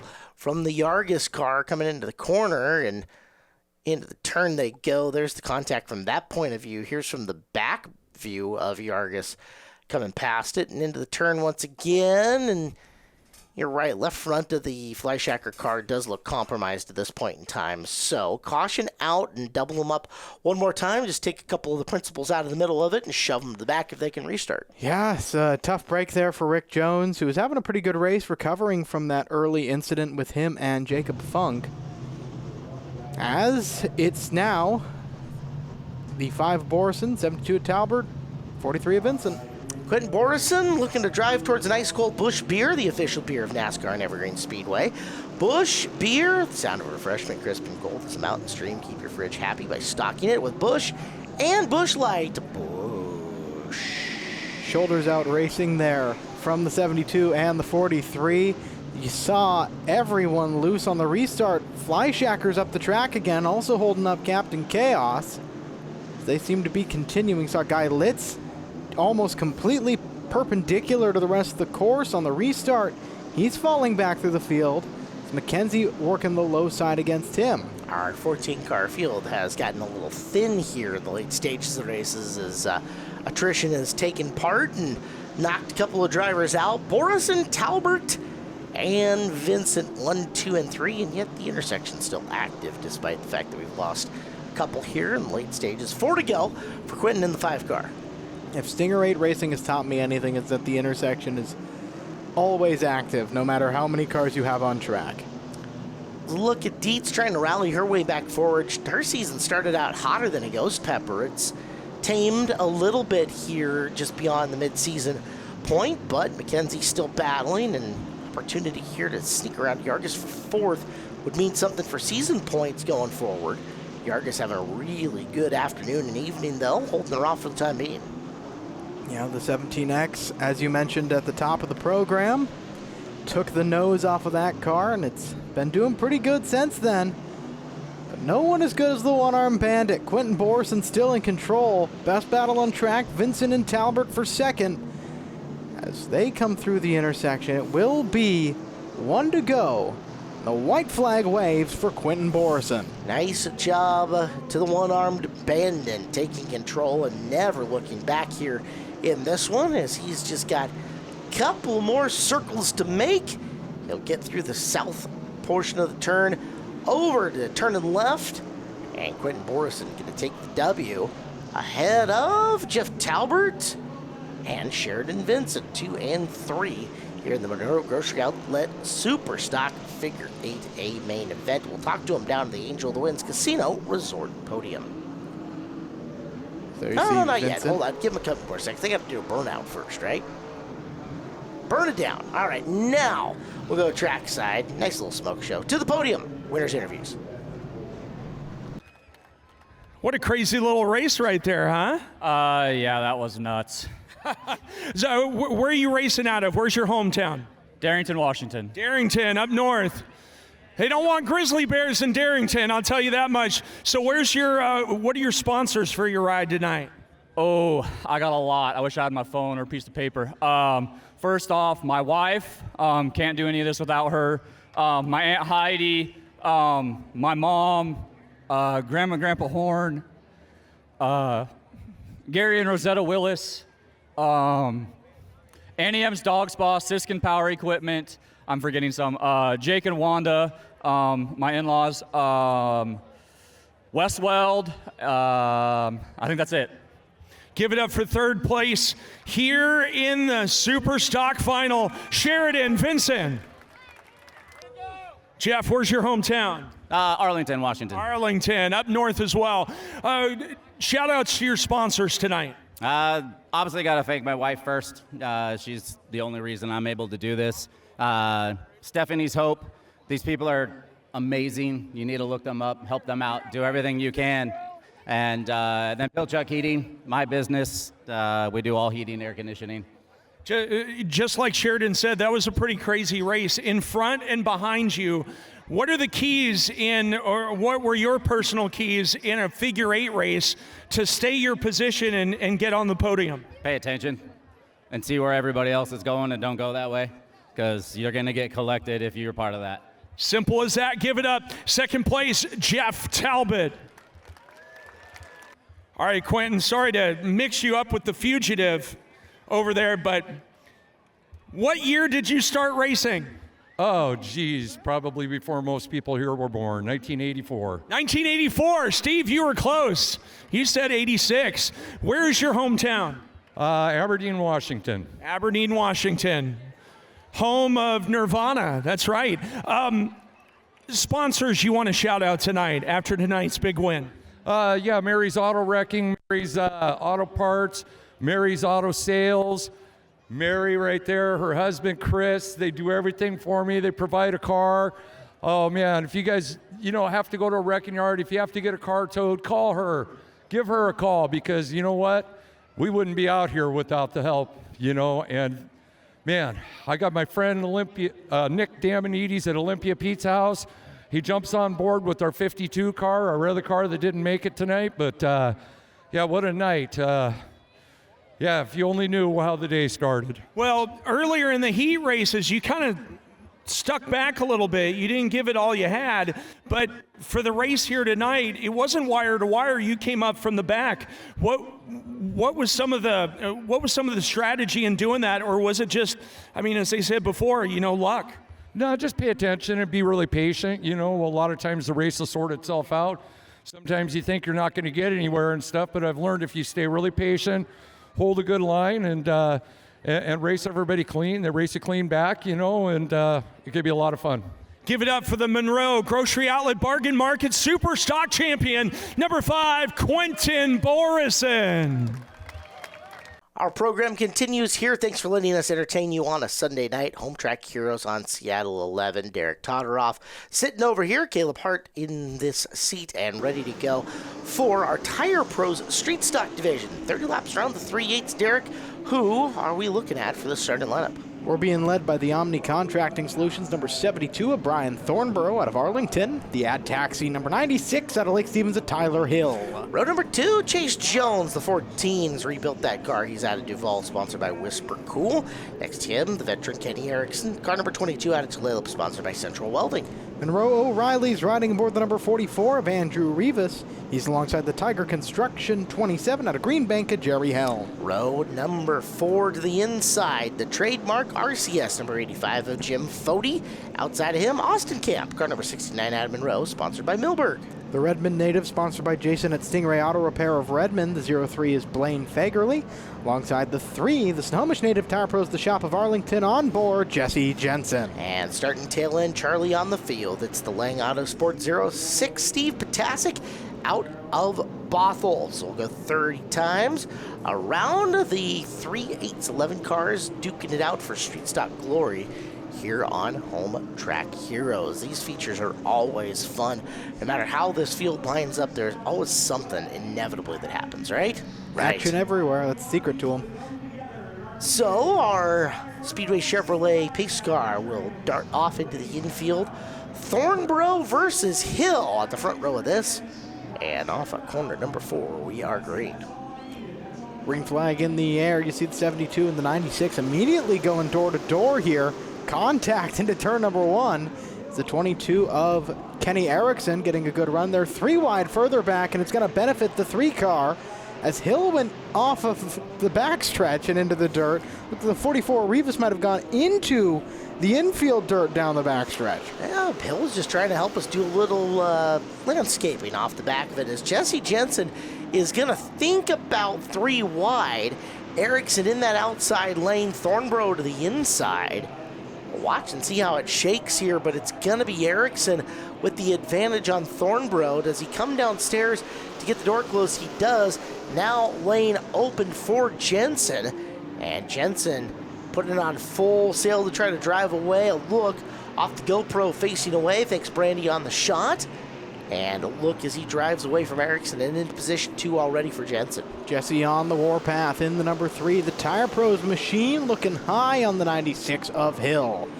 Ooh, side by side and sideways for both those drivers. Front end of the 3 car started coming around a little bit early. Jesse did a good job catching up to the race car and still making what looks like a very competitive lap, to the point he is starting to loop around the outside of Hill going into turn number 1, but the 3 car just a little twitchier than normal, I would say, in position 2.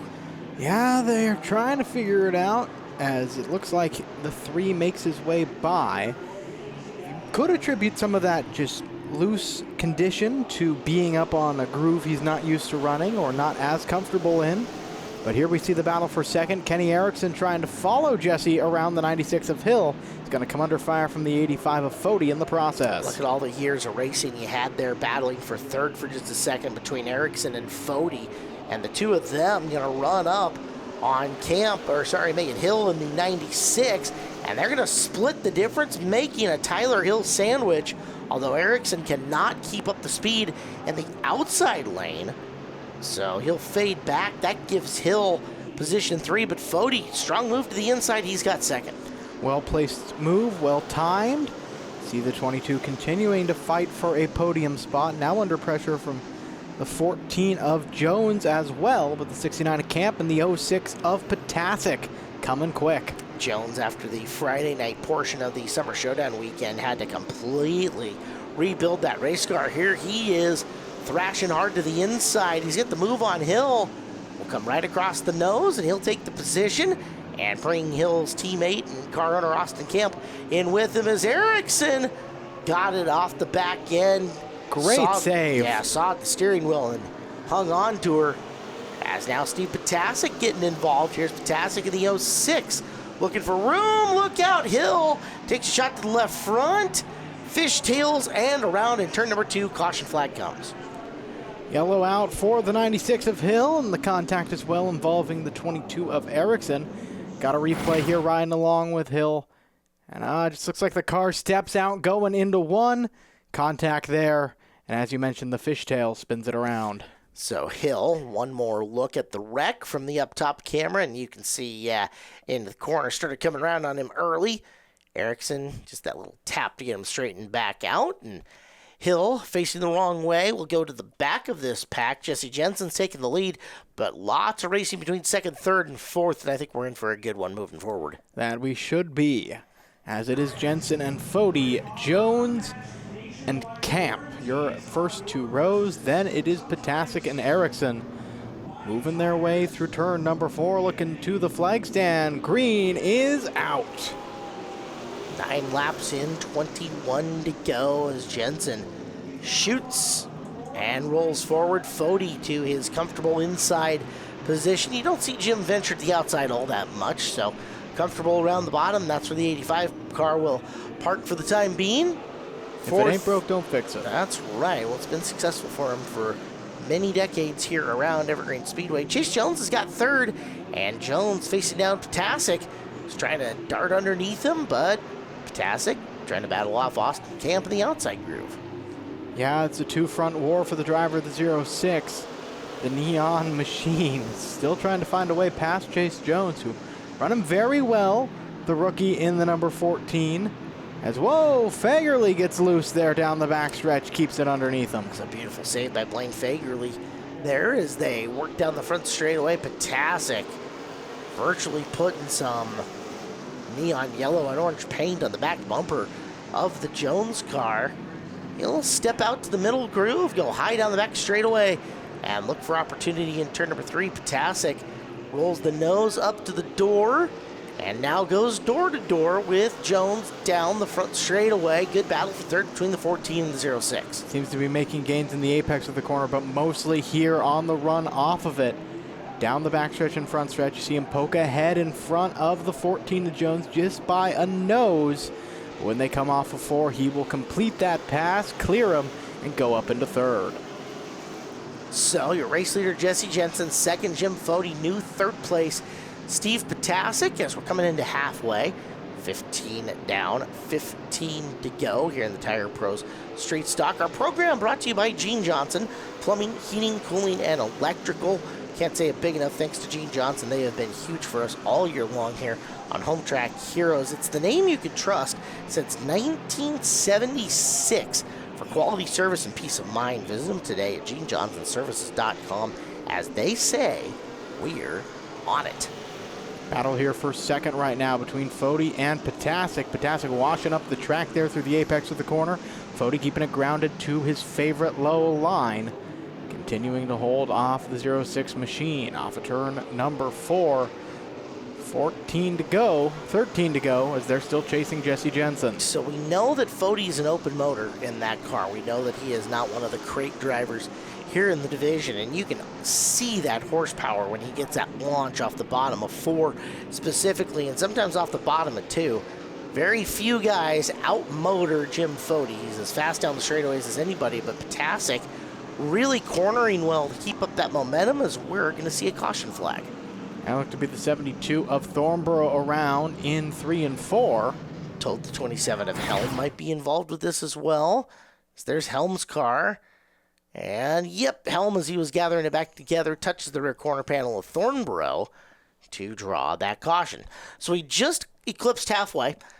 Jensen has been dominant out front, but again, this brings the pack to him, including Steve Potasic, who is now cleared and is going to be starting right in behind Jesse Jensen, and that has been the race in this division all year, the 3 versus the 06. That it has been. Your top 3 in points make up the first 3 of the inside row. Jensen, Potasic, and Camp on the inside. Fode, Jones, Fagerly on the high. Green back out, and look at the jump for Fode. Yeah, there's the acceleration out of Fode once again.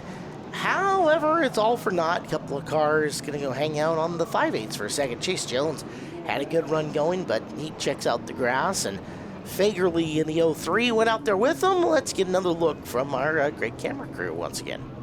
Right along with Jesse Jensen looking back at it. Oh, yep, that.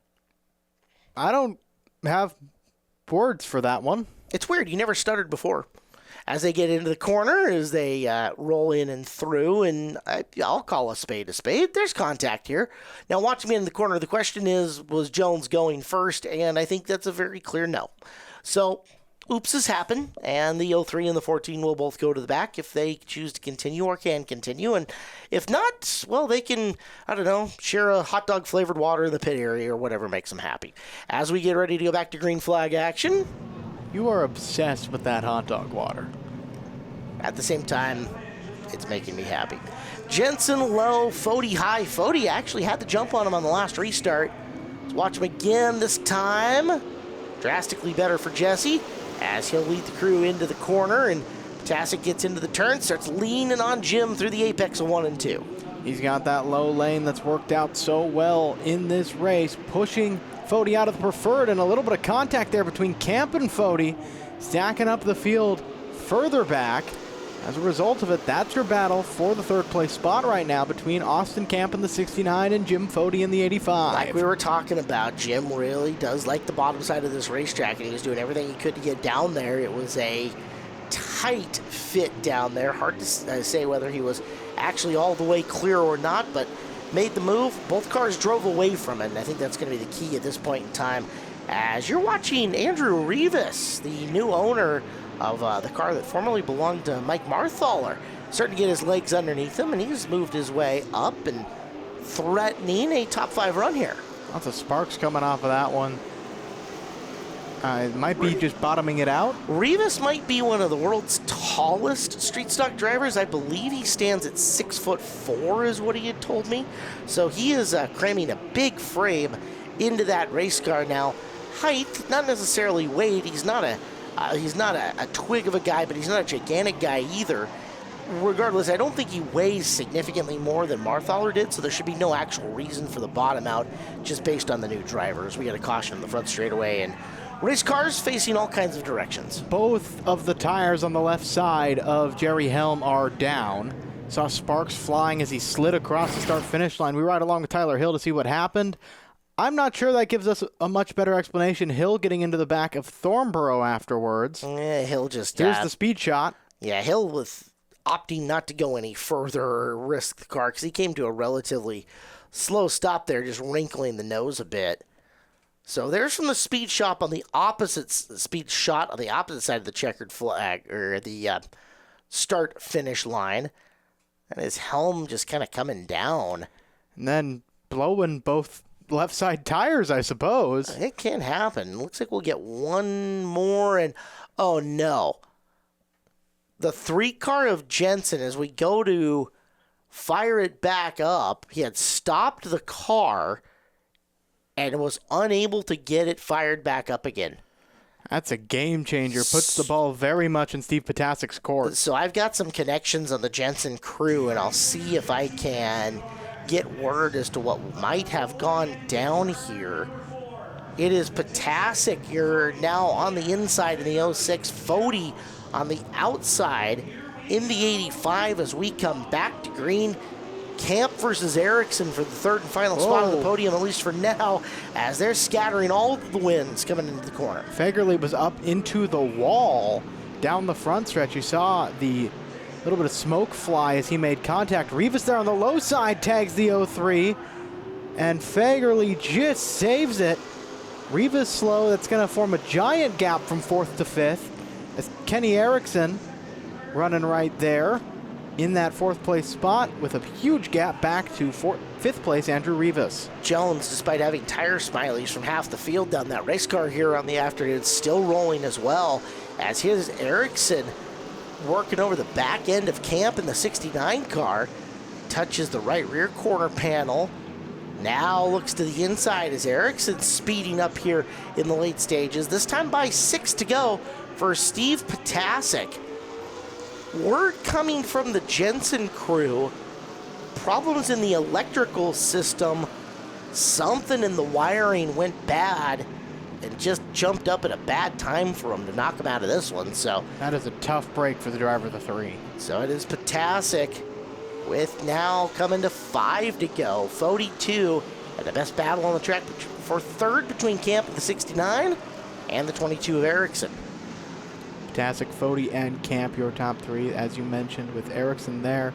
You see just at the edge of your screen, when we're focused on that 22, Fagerly has reined in 3rd and 4th. Might be able to, just might, should it keep like this, contend. As there was some smoke when he was coming down the front stretch. Should mention that the last time we saw street stocks a couple of weeks ago here on Home Track Heroes, that was the Pro Late model version of the Summer Shootout, and the victor on that night was not the car that crossed in first place. First was actually Austin Camp after mechanical inspections were complete. So Camp was your most recent feature winner, rolling around in 3rd at the moment, trying to run down Fody, who's got a couple of laps, and we'll see if the wily veteran is got a rabbit in the hat somewhere, because he's close enough to Potasik to make something happen here coming to the final lap. Oh, but he's off into the dirt down the backstretch, and that might be it. That's where the rabbits live, though. That is where the rabbits live, but I'm afraid they're not going to be too much help as the white flag flies for Steve Potasik. All right, Potasik, nice, smooth through 1 and 2, back straight away for the final time. Down around the bottom, and he will hold 85 of Fody off to take the W here tonight on Home Track Heroes. 2nd to Fody, 3rd to Camp, and more Home Track Heroes coming up after this timeout here on Seattle 11. Austin, tell us who you have here. Oh man, this is a whole bunch of drivers from WQMA Quarter Midget Club. My daughter Adriana and my spotter. This is Kane Bishop, Ryan Cannon, and he's new. I forgot his name. Oakley. Thank you. You gotta love it. You gotta love it. Shout out to your sponsors here tonight. Oh man, Blue Collar LLC, Ava Cannon Real Estate, a couple of local businesses, family businesses. Great group of people, and happy to support their brand out here. Awesome. Give it up for third place in the Street Stock Mains, 69 Austin Camp. Gentleman Jim, where are you racing out of? Where's home? Edmonds, Washington. Edmonds, Washington, next to the ferry. You gotta love Edmonds. I live in the welfare part. Oh, what was that? I live in the welfare part of Edmonds, not out in the bowl. Okay, not in the bowl, not in the bowl. Okay. Tell us about your amazing sponsors. Oh gosh, who is it? I can't even think right now. Mark and Tara with Ridgemark. He's been awesome. Bought my tires this year for me. Vista, what is it? Vista Supreme is my pit guy and his wife. They come out. She's been helping too, and it's been awesome. I would have quit about 5 years ago, but this guy came on board and he's been doing all the work for me. It's just been fun. It was wild coming through turn one after a few of those restarts, right? Oh, it wasn't bad. Wasn't too bad? No. We still got air in the tires. That's all that matters. There it is. Second place, number 85, Jim Fody. And the winner on Granite Construction Night for the NASCAR Street Stocks Main, brought to you by Tire Pros, number 6, Steve Potasic. Oh yeah, I deserve that. That was good. Steve, big win out there. You were stuck in second and third there for a while. Yeah, I just had to be patient. I mean, it would do no good to bang into stuff and mess up your toe, and you end up where you end up, and I end up finding all the right holes. I made it to the front. It sucks Jesse broke. I was looking forward to hanging out on the outside and gave it all I got. Where are you racing out of? Where's home? Bothell, Washington. In Bothell. All right, give it up for Bothell, top of Lake Washington. Hey, let's give some shout outs to your sponsors here tonight. I just want to thank Connor, Kevin, my dad, my mom for bringing food. Without them, this wouldn't happen. Give it up for your winner for the Street Stock Main, Steve Potasic. Okay, so that was cool. Our own Derek Hobbs making a cameo appearance in Victory Lane, making sure that Steve Potasic was properly moistened for his interview. That was great. Let's move forward. It is Granite Construction Night. The Granite Super Sprint's on track. Kyle Secord out of Camino Island, the Bean and Brew on 532, number 19K. Next to him, Chloe Hudson, Post Falls, Idaho driver. The 8H is sponsored by Speedmart. Middendorf Motorsports aboard the number 4, Snohomish native of Greg Middendorf, alongside the Austin Electric 15 to Jacob Austin out of Arlington. Row number 3, it's the veteran Todd Coleman, the Todd Go 44 from Linwood, sponsored by Fleet Service. Outside of him, Tony Offit, the 8A from Portland, Oregon, Upland Excavating, the sponsor, and Marty Rossler out of Burien, car number 79. Let's roll 30 times around. They're going to go lickety-split, so don't blink, folks. You will miss it. We're green here for the Granite Super Sprint A main event. Look at them already fanning out. Immediately, Middendorf to the lead, Coleman following. And then you see Jacob Austin contending there with Secord for the third place spot. Now, this is a position that we have seen the 4 of Middendorf roll in a number of times. He's a very good front runner out in front of this field, and we talk every time that you see the Granite Super Sprint cars out on the racetrack, the value of not being in behind somebody else. Clean air makes a huge difference. You're not going to see these drivers follow each other much. It's going to be one of those almost like catching a fish.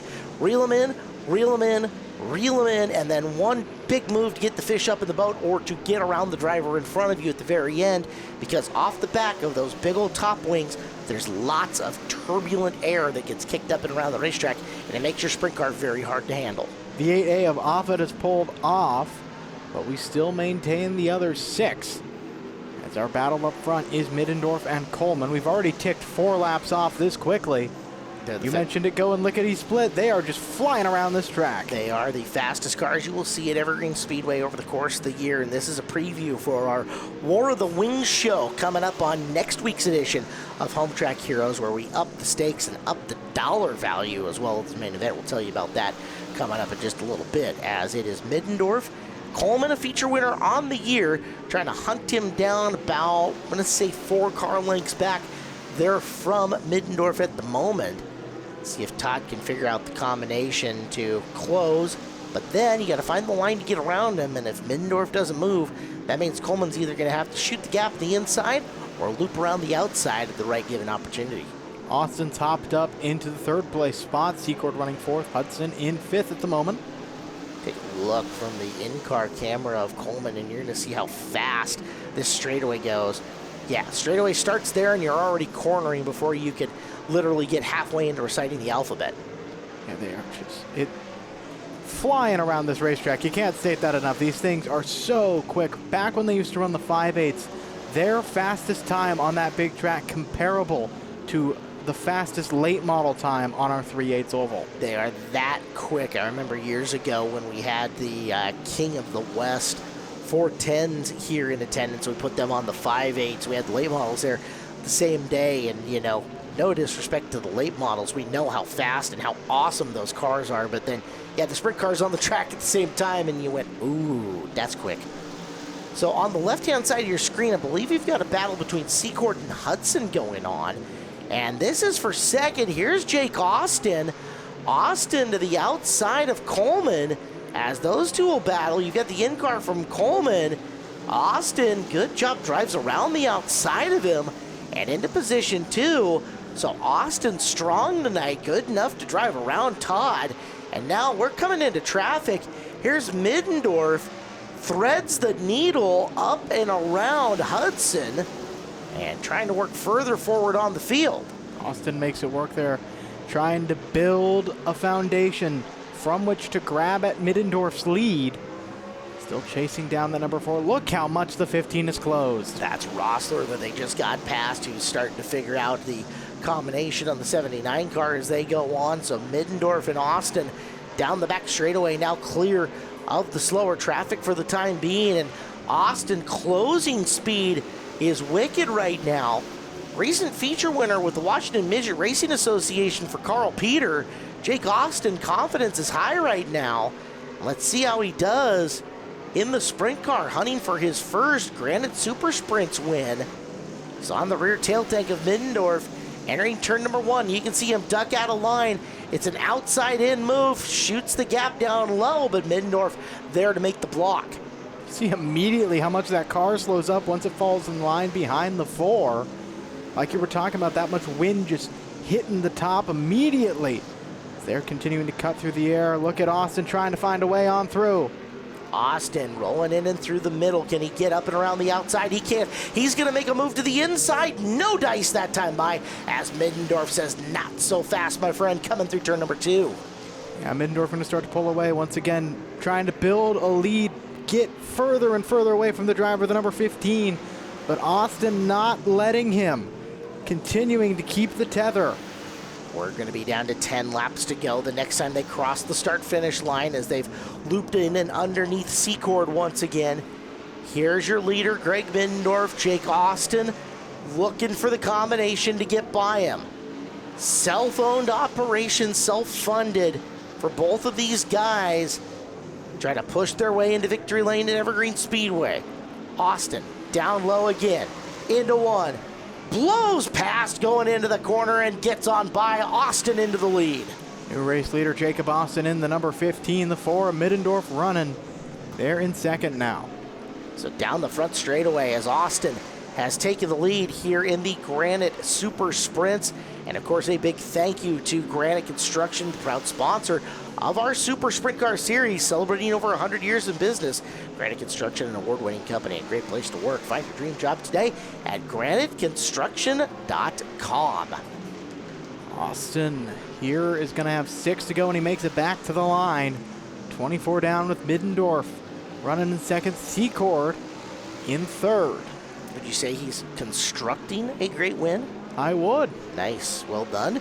Our program today brought to you by Gene Johnson Plumbing, Heating, Cooling, and Electrical. Jake Austin, in for his first win in the class, working to the inside and coming up on Hudson to try to get by. One last piece of business to really deal with here, and he will make the pass to get on past. So down to 4 to go, and slower traffic at a minimum, a long ways to go. This looks like clear sailing for Jake Austin. Victory lane just a little ways away from him if he can hold her together. Yeah, just 3 more laps. Just over a mile left of racing here on the 3/8 oval. Middendorf going to try and chase him down, but Austin, your race leader's got quite the gap. It'll take something special if Middendorf wants to make a move. So Middendorf is a straightaway back at this point in time. That's how good Austin has been. Jake Austin is coming into the white flag. What a cool win this would be for him, his girlfriend Bree, the whole family who helps him out. The Austin Electric, number 15, sees the white flag one more time around. Back straight away for the final time. And it is always cool crowning first-time winners. We get to do that tonight here on Home Track Heroes. The victory to Jake Austin. He'll take the W. Second goes to Middendorf. And give third to Secord. Congratulations to them. They get tuned up for War of the Wings coming up to run for the big money next week. Let's get the winners' thoughts on the podium right now. Kyle, where are you racing out of these days? Where's home? Well, this is the first time I've had the car out in a year, so where's home is Camino Island. Camino Island, there it is. Give some shout outs to your sponsors here tonight. Bering Sea Fisheries, Bean and Brew Coffee Shop in Stanwood. It's Bean and Brew on 532 is the real name. K&B Excavating, Buffalo Enterprises, and I think that's about it. Give it up for Kyle Secord, third place tonight in Super Sprints. Teamwork makes the dream work out here. So where, especially for all these drivers, including Brad, where are you racing out of? Where's home? I live in Snohomish. He lives in Snohomish. What? Give some love to some of your sponsors out here today. Well, my family is my sponsor, so and a little fleet service action. So yeah, we got to take care of those guys. Got to take care of it. So talk about that speed out there. You can't really recreate it. That's why you got the wings on the cars the way they do. How did the race feel tonight for you with a limited field? Seven cars out there. The car was actually working pretty well tonight, so it kind of makes it fun when it works well. So yeah, it worked out really well. So give it up for second place, Brad Middendorf. Jacob Austin, tell me about that pass in turn 1. I just had to commit, really. We were down a cylinder, and I kind of said, we're here, might as well just try to finish it out. Yeah, there it is. Where are you racing out of? Where's home? Arlington, Washington. Arlington, Washington, up north. What about sponsor love you want to give out? I got to thank my dad, Austin Electric, Snow King Tools, Playa Bonita. I got to thank my fucking crew, I got to thank my crew chief and my crew for busting butt all week trying to get this car to go. And busting ass? Yep, that's what I meant. Yep, okay. Talk about the race in general. Only 7 cars out tonight. You said you were down a cylinder. Was that a concern early that if you didn't make that move, then, might as well not just dig in, just let it go? I mean, I felt it on lap 2, and it's just kind of like, temp's good, oil pressure's good, we're here, it's already cacked, so might as well just run it. All right, give it up for the champion tonight. He said his team works great. Give it up for number 15, Jacob Austin.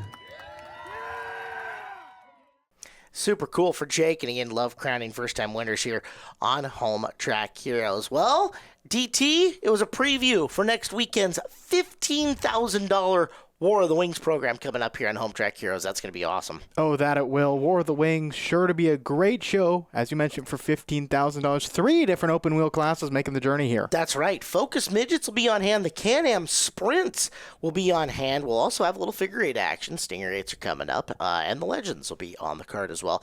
Next time you guys can come out live to Evergreen Speedway is going to be Saturday, August 17th. Twin 50s for the Pro Late Models that night. We're also going to have street stocks. We're going to have Legends, mini stocks, and super stock figure eights as well. For Derek Todoroff, Griff, and Derek on the production, big thanks to those guys and our awesome camera crew.